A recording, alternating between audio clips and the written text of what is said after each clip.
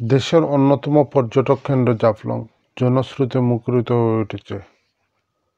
বাদ্যযন্ত্র বাজিয়ে, শামিয়ানা টাঙিয়ে গোয়াইনঘাট পর্যটকদের পথচারণায় ছিল মুখরিত। ঈদুল ফিতরের ছুটিতে আনন্দ ভাগাভাগি করতে পরিবার ও পরিজন নিয়ে জাফলংয়ে ভিড় করেছেন পর্যটক ও দর্শনার্থীরা। জাফলং যেন লোকের লোকারণ্য।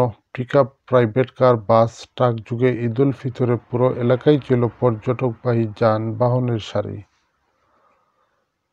সিলেট তামাবিল মহাসড়কে গুচ্ছ গ্রাম থেকে তামাবিল পর্যন্ত দীর্ঘকার যানজট ছিল চোখে পড়ার মতো।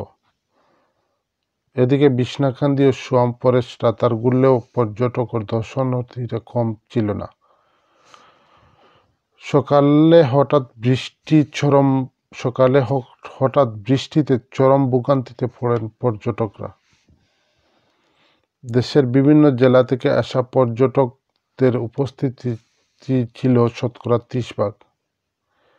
সেখানকার পর্যটক দম্পতি সোহেল আহমদ ও তামান্না ইসলাম বলেন, সারা দেশে এমনকি বহির্বিশ্বে জাফলং পর্যটন কেন্দ্র আলাদাই পরিচিতি রয়েছে।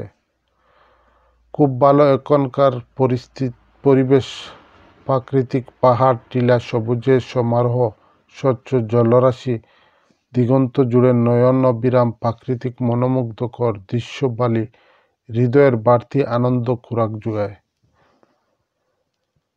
অপরদিকে জাফলংয়ের সার্বক্ষণিক পর্যটক নিরাপত্তা, থানা পুলিশ ও সমন্বয়ে একাধিক টিমের টহল চোখে পড়ে।